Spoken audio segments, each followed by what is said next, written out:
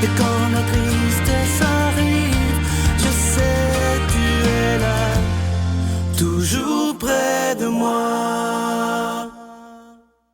Bon mercredi, bienvenue à votre émission La Victoire de l'amour. J'espère que vous allez bien et qu'on se prépare à vivre la plus belle des journées. Et pour bien la commencer, c'est le fun de commencer avec des bonnes nouvelles parce que pendant toute la journée, on entend toujours des mauvaises nouvelles. Mais avec l'Évangile, c'est une bonne nouvelle. On rejoint Luc Faneuf.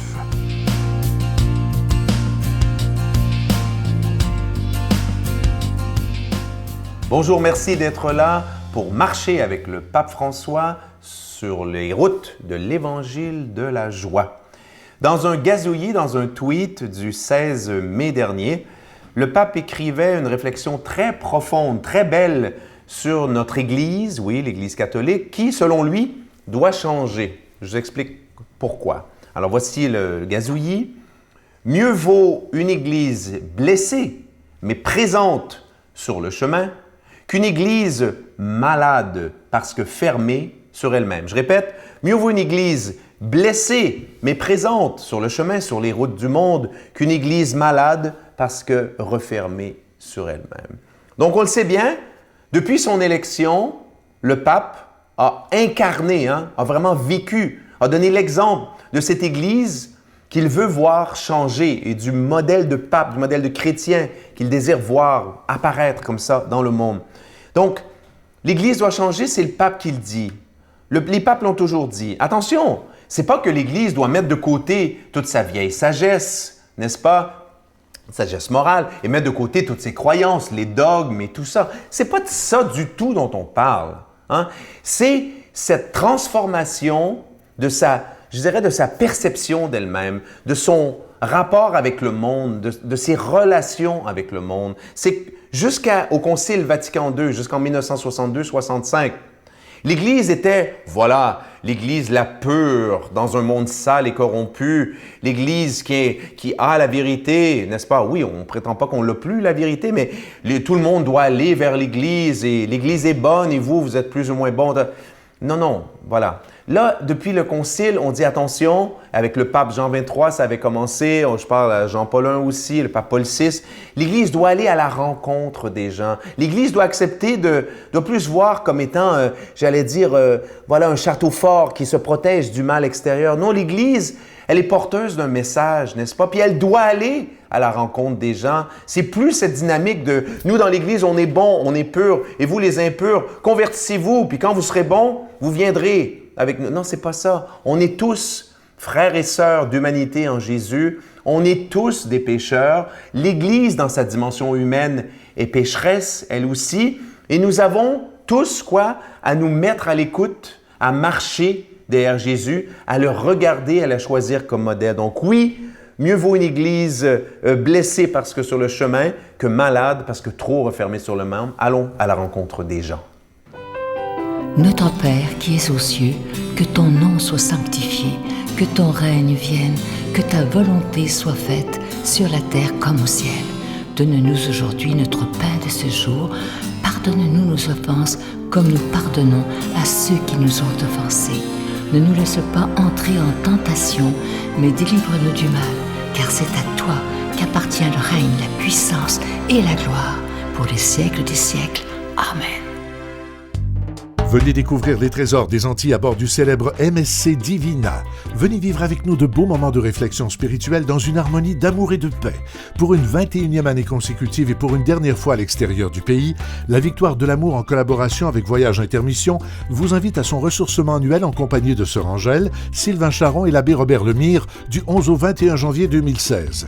Réservez rapidement au 514-288-6077 ou 1-800-465-3255.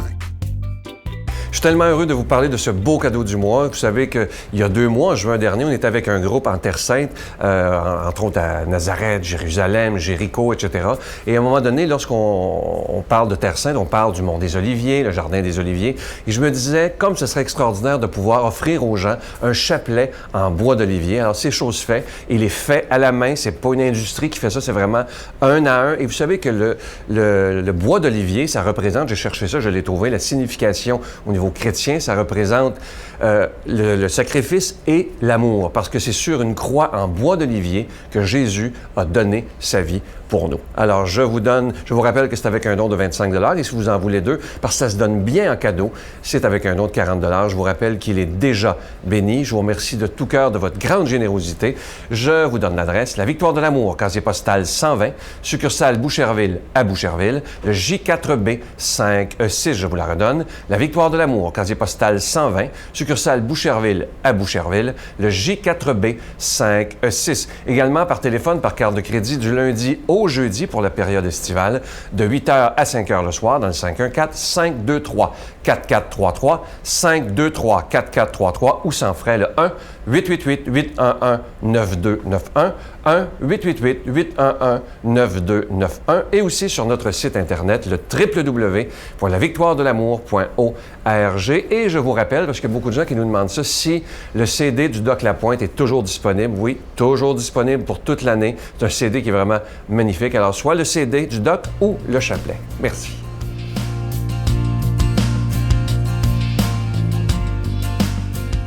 Mon Dieu, donnez-moi la sérénité d'accepter les choses que je ne peux changer, le courage de changer les choses que je peux et la sagesse d'en connaître la différence. Amen. Aujourd'hui, c'est quelqu'un que j'apprécie beaucoup. Il est là depuis les tout débuts avec nous à la Victoire de l'amour et je le connais même d'avant. C'est un ami personnel, l'abbé Donald Thompson.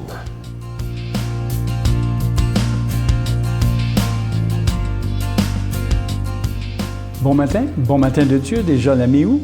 Écoutez bien l'Évangile d'aujourd'hui, Matthieu chapitre 18, versets 15 à 20. Jésus disait à ses disciples, « Si ton frère a commis un péché, va lui parler seul à seul et montre-lui sa faute. S'il t'écoute, tu auras gagné ton frère. S'il ne t'écoute pas, prends encore avec toi 1 ou 2 personnes afin que toute l'affaire soit réglée sur la parole de 2 ou 3 témoins. S'il refuse de les écouter, dis-le à la communauté de l'Église, et s'il refuse encore d'écouter l'Église, considère-le comme un païen et un publicain. Amen, je vous le dis, tout ce que vous aurez lié sur la terre sera lié dans le ciel, et tout ce que vous aurez délié sur la terre sera délié dans le ciel. Encore une fois, je vous le dis, si 2 d'entre vous sur la terre se mettent d'accord pour demander quelque chose, ils l'obtiendront de mon Père qui est aux cieux. Car 2 ou 3 sont réunis en mon nom, je suis là au milieu d'eux. Une belle parole, ce matin dans l'Évangile, c'est l'Évangile de la correction fraternelle. Vous savez, dans la vie, c'est pas facile de faire la vérité entre nous quand nous avons des conflits, des différends. Jésus nous propose une démarche à plusieurs étapes aujourd'hui, en fonction d'une faute que quelqu'un a commise et qui demande d'être dénoncé et corrigé. Bon, vous auriez sûrement beaucoup d'exemples à donner. Alors Jésus nous invite à combattre le mal et à intervenir avec prudence pour aider quelqu'un à se corriger. Et c'est en fait une pédagogie de perfectionnement qu'il nous propose. Et ça commence à 2. Si celui ou celle qui a commis une faute ne t'écoute pas, il faut se mettre à plusieurs. D'abord avec l'aide de 2 ou 3 témoins, puis avec toute la communauté des frères et des sœurs. Bon. La pression du monde devrait faire son effet, voyez-vous. Si toute la communauté réprouve une telle conduite, le pécheur doit se sentir fortement invité à changer sa manière de faire et il serait étonnant qu'il ait raison contre tout le monde, voyez-vous. Je suis sûr que ce n'est pas arrivé très souvent qu'une communauté chrétienne fasse ainsi la vérité avec un de ses membres.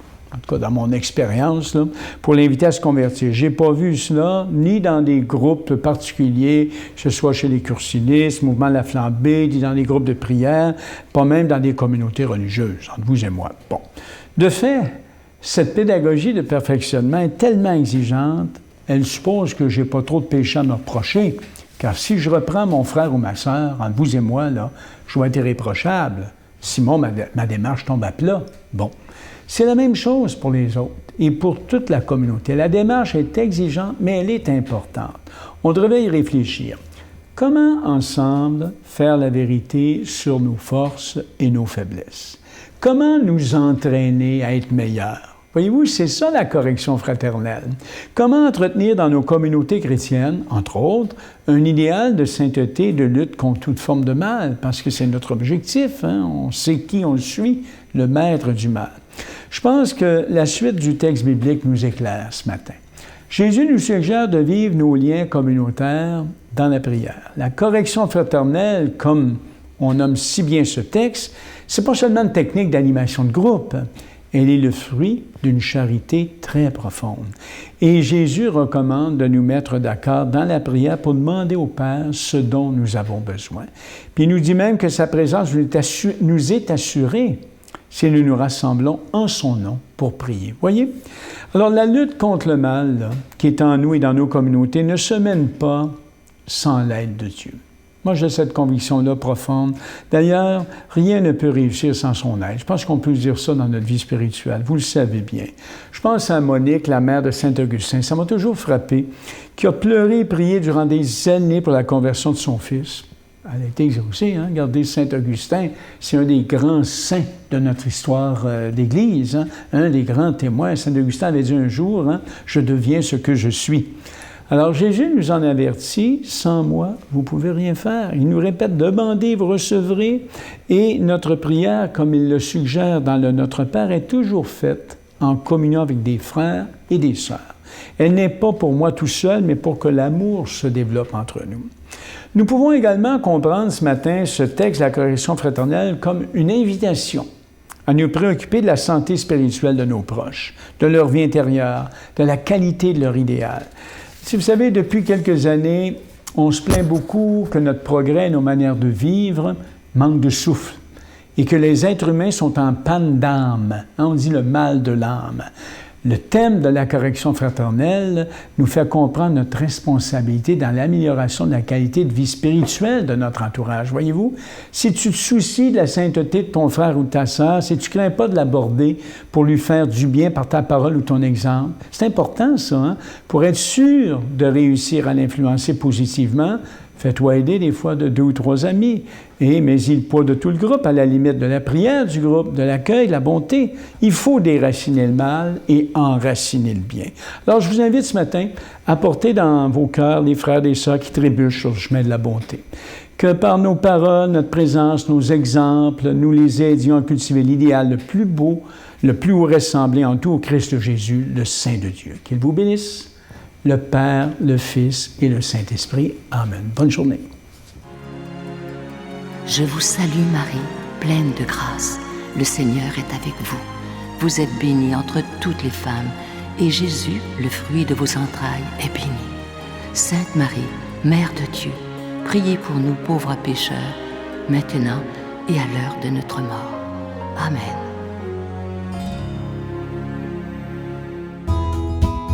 La Victoire de l'amour vous invite à une retraite spirituelle à Edmundston, Nouveau-Brunswick, les 13, 14 et 15 novembre 2015 sous le thème « Dieu est miséricorde, il espère et pardonne ». Venez vivre des moments de ressourcement inoubliables en compagnie de l'abbé Robert Lemire, sœur Angèle, le docteur Gilles Lapointe, Sylvain Charon et Miguel Padilla, à l'hôtel 4 Points by Sheraton à Edmundston. Réservez rapidement à notre bureau au 514-523-4433 ou sans frais au 1-888-811-92-91. Venez vivre une fin de semaine exceptionnelle, remplie d'amour, de paix et de joie. Je vous laisse avec une très, très belle pensée. Ça dit ceci: le voyage de la vie est différent pour chaque personne. Un chemin peut être bon pour une personne et pas pour une autre. Que le cœur de chaque être humain puisse trouver son chemin. Ça, c'est tellement vrai. Hein? Ça ne veut pas dire que quelque chose qui est bon pour moi est bon pour une autre personne et la même chose pour vous. Alors, comme Jésus nous le dit dans l'Évangile, ça, c'est tellement important. Jugeons donc pas la vie des autres. Commençons par nous regarder. On en a déjà assez, je pense. Je vous souhaite une belle journée. À demain. Bye. La jungle n'est pas dangereuse. Exemple, je ne me suis jamais fait attaquer par un insecte ou blessé par un animal dans la... Jamais. Jamais. Les seules blessures que j'ai eues, les seuls conflits que j'ai eus, c'était avec des humains. Alors, en ville. Incroyable. Alors, voyez-vous, la jungle est en ville.